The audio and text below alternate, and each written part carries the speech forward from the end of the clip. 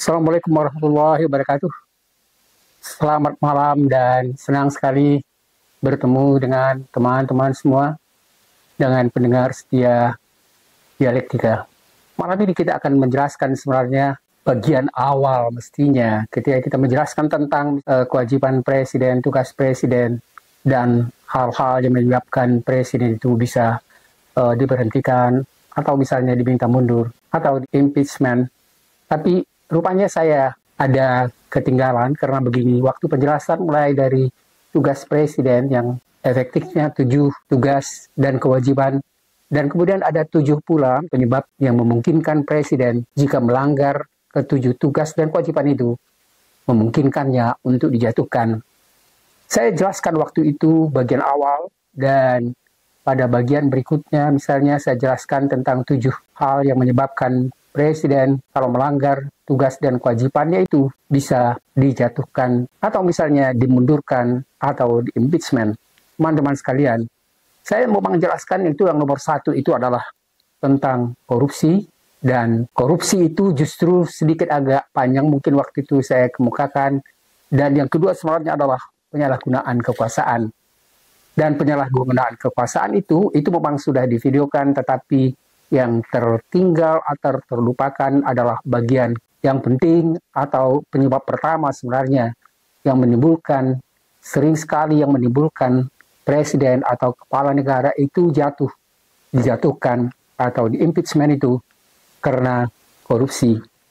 Teman-teman sekalian pendengar setia dialektika, malam ini akan saya coba sebenarnya agak ringkas menjelaskan tentang permasalahan korupsi ini.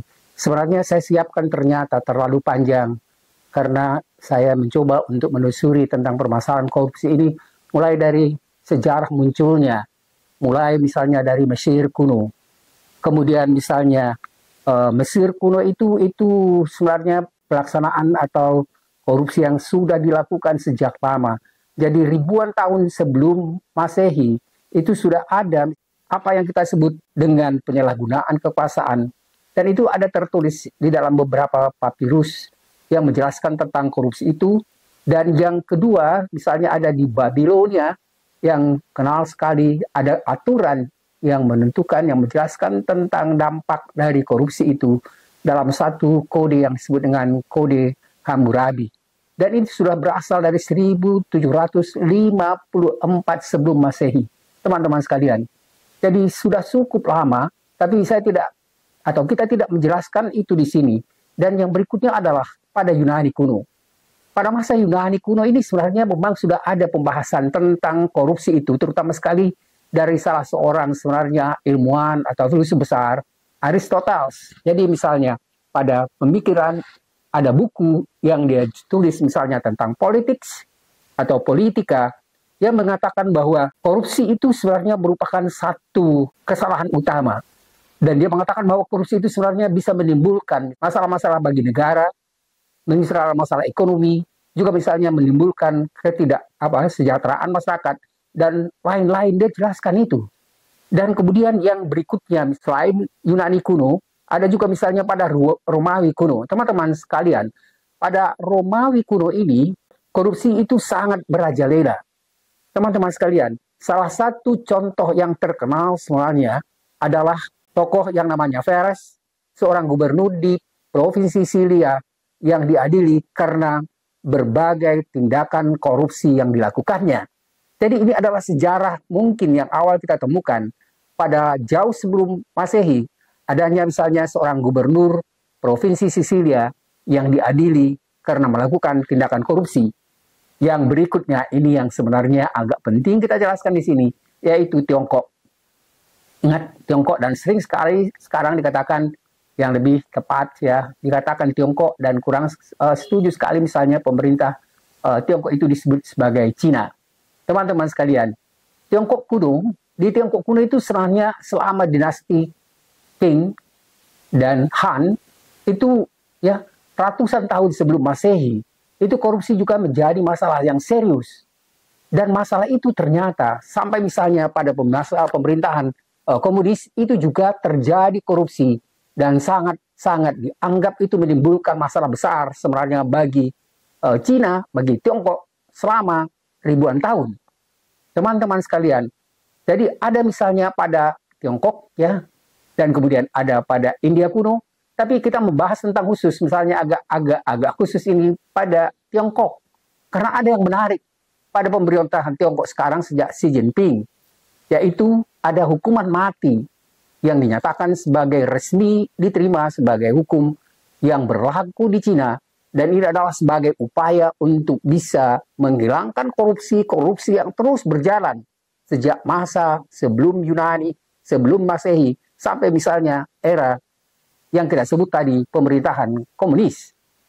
Jadi Xi Jinping sebenarnya membuat suatu aturan yang ketat, di mana akhirnya korupsi yang menyalahi aturan yang sudah ditentukan secara hukum itu diberikan hukuman mati.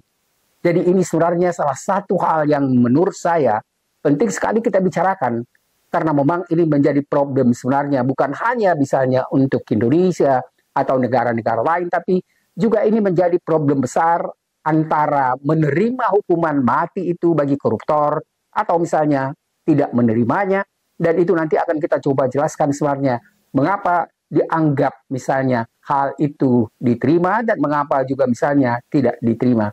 Teman-teman sekalian, jadi korupsi telah menjadi masalah yang sepanjang masa atau yang terus-menerus ada dalam sejarah manusia, dan berbagai peradaban dan pada berbagai peradaban yang telah mencoba untuk mengatasinya, tapi selalu hukum sebenarnya kalah. Karena ternyata kalau misalnya tanggung-tanggung mungkin, apalagi misalnya pemerintahan seperti kehidupan kita sekarang, pemerintah yang sebenarnya sepertinya abai dan membiarkan korupsi itu merajalela, itu akan lebih nyaman bagi para koruptor untuk menimbulkan merugikan negara dan menegakkan ketidakadilan. Bahkan misalnya kita lihat seperti dibiarkan saja para pejabat tinggi negara itu melakukan korupsi, dan juga misalnya pada perusahaan-perusahaan besar yang ada di negara ini.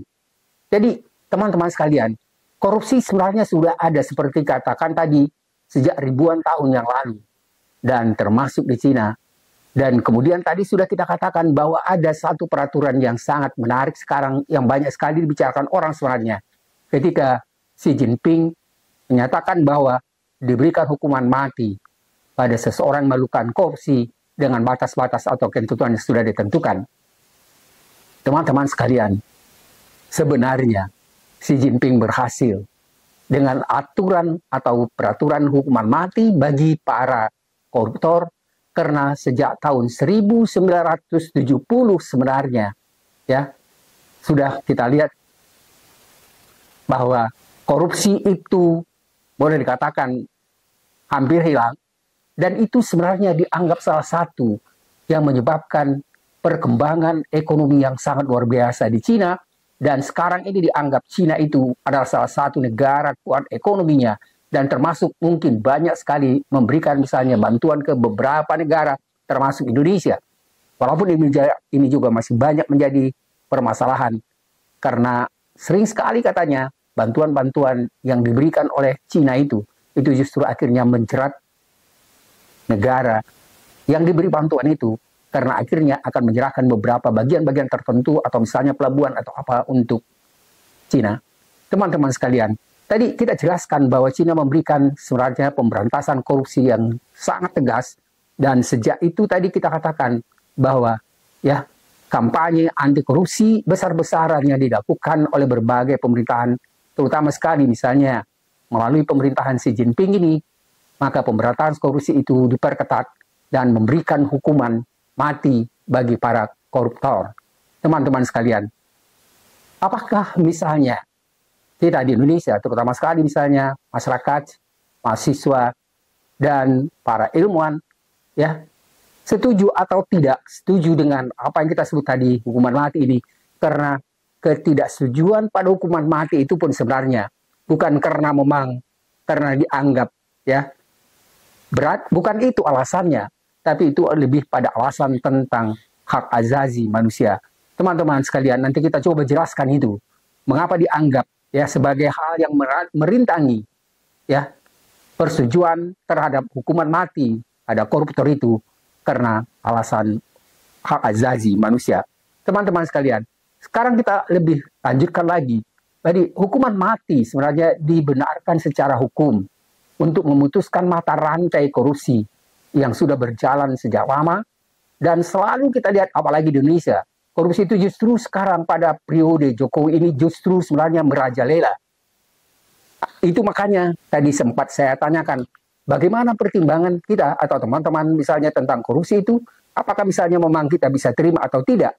Tapi kalau tidak pun harus ada jelasan atau argumennya akademis yang bisa kita anggap itu memberikan kemungkinan bagi ketidaksetujuan untuk hukuman mati, tapi misalnya dengan cara lain. Teman-teman sekalian, jadi korupsi adalah tindakan yang dilakukan sebenarnya secara tidak jujur, dan sepertinya di Indonesia ini sebenarnya bukan hanya tidak jujur dan ilegal, tetapi sepertinya terlalu berani. Teman-teman sekalian, banyak sekali misalnya kasus-kasus korupsi yang sudah disampaikan ke pengadilan, tapi itu dibiarkan begitu saja. Banyak misalnya dari pejabat ya tinggi, dari anggota DPR, dari menteri, dan dari misalnya banyak sekali lah yang sudah disampaikan misalnya ke lembaga pengadilan, tapi itu akhirnya tetap dibiarkan. Dan itu berarti jelas pemerintah mulai dari kepala negara dan sampai misalnya pada lembaga-lembaga lain tidak begitu menganggap korupsi itu sebagai bahaya besar untuk negara. Teman-teman sekalian, jadi tadi kita katakan bahwa tindakan korupsi ini dapat merusak sebenarnya sistem pemerintahan, ketidakpercayaan masyarakat pada lembaga negara. Dia bisa merusak misalnya ekonomi dan masyarakat secara keseluruhan, dan jelas-jelas sekali bisa menimbulkan misalnya semakin tidak terciptanya apa tujuan negara itu untuk mengatasi kemiskinan dan memberikan kesejahteraan pada masyarakat, terutama sekali masyarakat paling bawah. Teman-teman sekalian, tadi kita katakan sebenarnya tentang korupsi dan sebenarnya berbagai macam bentuk korupsi itu dilakukan. Yang pertama misalnya tentang penyuapan, memberikan uang, hadiah atau jasa kepada pejabat publik atau orang-orang yang berwenang agar mereka memberikan kemudahan atau keputusan yang menguntungkan bagi pihak yang memberi suap. Teman-teman sekalian, tidak aneh karena di Indonesia ini sekarang sering sekali dikatakan diperlukan miliar rupiah untuk bisa menjadi anggota, mulai dari misalnya anggota DPRD, apalagi misalnya anggota DPR pusat. Hampir semua jabatan itu ya melakukan apa yang kita sebut tadi dengan menerapkan apa yang disebut dengan penyuapan atau bribery. Teman-teman sekalian, yang berikutnya adalah ya yang masuk pada suap itu adalah penggelapan. Mengambil atau menggunakan dana atau aset organisasi untuk kepentingan pribadi tanpa izin. Teman-teman sekalian, walaupun mungkin bukan tanpa izin, tapi sekarang sering sekali kita dengar bagaimana misalnya dana yang harus diberikan misalnya untuk pendidikan yang 20% pastinya dari anggaran belanja negara itu digunakan secara gelap-gelapan pada proyek yang lain. Penggelapan itu sebenarnya suatu tindakan yang juga termasuk ya bagian daripada apa yang kita sebut tadi dengan korupsi, dan ini adalah ya terjadi sepertinya di Indonesia, dan sekarang sering sekali dikatakan bahwa ya dana-dana yang mestinya diperlukan untuk ya APBN itu akhirnya banyak sekali diselewengkan, digelapkan untuk membangun IKN. Teman-teman sekalian, makanya sekarang banyak sekali suara-suara yang mengatakan bahwa akan ada tuntutan hukum pada pejabat-pejabat atau mungkin juga presiden yang dianggap bertanggung jawab untuk penggelapan dan penyuapan-penyuapan uang yang selama ini terjadi di negara ini. Yang ketiga adalah apa yang kita sebut misalnya dengan nepotisme. Teman-teman sekalian, nepotisme itu sebenarnya kan itu sering sekali menjadi pembahasan yang selama ini dianggap sebenarnya tidak berkaitan dengan permasalahan korupsi, tetapi misalnya penggunaan kekuasaan. Nepotisme itu artinya adalah memberikan posisi penting, pekerjaan penting atau peluang bisnis pada anggota keluarga atau teman-teman dekat tanpa memperhatikan kualifikasi atau keahliannya. Teman-teman sekalian, ini nepotisme ini menjadi sebenarnya borok besar juga di negara. Memberikan posisi misalnya untuk anak jadi wakil presiden, memberikan misalnya untuk gubernur, calon ini, calon itu, juga misalnya pada perusahaan-perusahaan ya. Jadi teman-teman sekalian, peluang bisnis kepada anggota keluarga atau jabatan misalnya pada teman dekat, termasuk saya pikir Kominfo yang kemarin itu menjadi permasalahan besar ketika misalnya ada yang kita sebut dengan penyerangan terhadap data-data dari ratusan data-data yang ada di pemerintahan kita di Indonesia ini. Dan saya akan mencoba menjelaskan sebenarnya penyerangan itu adalah satu bentuk yang sekarang disebut sebagai soft terrorism. Saya sedang menyiapkan dan sudah membaca sekitar 10 buku yang berkaitan dengan apa yang disebut dengan soft terrorism atau terorisme lunak, bukan keras. Terorisme ini sebenarnya sekarang kita bisa mengatakan bahwa serangan malware itu kepada apa yang kita sebut misalnya dengan data-data yang mestinya di tangan Kominfo itu adalah salah satu bentuk yang kita sebut sebagai perang lunak atau soft power. Teman-teman sekarang lebih banyak sebenarnya perang itu terjadi melalui media, melalui teknologi informasi, dan itu harus benar-benar kita sadari. Dan saya katakan tadi, saya lagi mencoba membaca secara cepat, ringkas. Ada sekitar 10 buku yang membicarakan tentang apa yang kita sebut tadi dengan soft power. Jadi nepotisme itu adalah satu bahaya besar juga yang masuk pada apa yang kita sebut bagian dari korupsi. Yang berikutnya adalah pemberantasan pada pemerasan. Diperas, extortion, memaksa seseorang memberikan uang atau jasa melalui ancaman atau paksaan supaya misalnya dia bisa diterima atau misalnya dia dihindarkan dari tuduhan korupsi. Pemerasan seperti ini sebenarnya sesuatu yang sepertinya sering sekali terdengar di lingkungan masyarakat kita. Dan yang kelima adalah tentang apa yang kita sebut misalnya dengan kolusi. Kolusi itu adalah kerjasama rahasia antara berbagai pihak yang seharusnya bersaing untuk mendapatkan keuntungan yang tidak sah. Jadi kolusi itu adalah permainan gelap di antara misalnya para pejabat dan para pihak-pihak yang menginginkan suatu jabatan atau kesempatan, dan maka dilakukan kerjasama rahasia antara pihak-pihak itu. Yang keenam adalah apa yang kita sebut dengan penipuan atau pemalsuan informasi untuk memperoleh keuntungan pribadi. Teman-teman sekalian, ini sebenarnya kalau kita bicarakan misalnya tentang ijazah palsu, itu termasuk penipuan atau pemalsuan informasi untuk memperoleh keuntungan pribadi. Dan banyak sekali saya pikir ya, di perusahaan-perusahaan juga terjadi apa yang kita sebut sebenarnya dengan penipuan atau pemalsuan informasi untuk bisa memperoleh keuntungan pribadi atau kelompok. Yang terakhir, yang ketujuh adalah gratifikasi. Gratifikasi adalah penerimaan hadiah atau keuntungan lain dari pihak tertentu atau luar yang terkait dengan jabatan atau pekerjaan. Teman-teman sekalian, jadi korupsi tidak hanya merugikan secara finansial, tetapi juga merusak integritas dan kepercayaan publik terhadap institusi dan proses pemerintahan. Teman-teman sekalian, pencegahan dan pemberantasan korupsi memerlukan kerjasama dari berbagai macam pihak, termasuk pemerintah, lembaga-lembaga penegak hukum, dan masyarakat tentunya.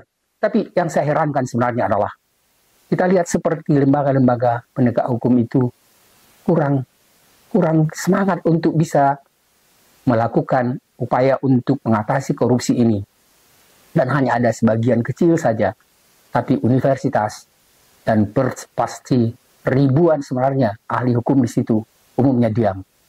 Tidak bicara tentang ini. Dan saya merasa sebenarnya, saya bukan ahli hukum, tapi saya merasa terpanggil untuk banyak sekarang membicarakan tentang masalah hukum yang berkembang di negara ini. Dan minta maaf. Dan saya kadang-kadang ragu apakah yang saya kemukakan itu benar. Walaupun saya sebenarnya mencoba untuk mencari data-data itu seluas mungkin untuk bisa membuat apa yang kita sebut sebenarnya pembahasan dalam dialektika ini secara bertanggung jawab. Teman-teman sekalian, saya harapkan sebenarnya semua, terutama sekali para dosen di semua universitas, para mahasiswa, dan lembaga-lembaga pemerintahan, lembaga-lembaga yang sebenarnya mencoba untuk mengatasi apa yang kita sebut tadi, mengatasi korupsi seperti lembaga bantuan hukum dan lain-lain itu bisa bekerja sama untuk bisa mengatasi masalah yang benar-benar sudah menjadi masalah kronis di negara ini.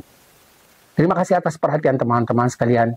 Mudah-mudahan kita bisa menyelamatkan negara ini dari tindakan-tindakan, berbagai tindakan yang tidak bisa dibenarkan secara hukum, dan itu sebenarnya tindakan yang merusak dan menghilangkan kemungkinan cita-cita negara ini bisa terwujud dalam waktu yang cepat. Mudah-mudahan ada manfaatnya diskusi kita malam ini, dan saya sengaja mencoba untuk lebih ringkas karena memang ini setelah saya lihat sebenarnya baru sepertiga pun belum ada dari apa yang kemungkinan, tapi saya sejak awal tadi saya katakan saya akan mencoba untuk menyampaikannya tidak sampai 20 menit. Terima kasih teman-teman sekalian, mudah-mudahan ada manfaatnya dan coba lebih jelas dan tegas untuk bertindak menentang dan menolak korupsi itu. Assalamualaikum warahmatullahi wabarakatuh.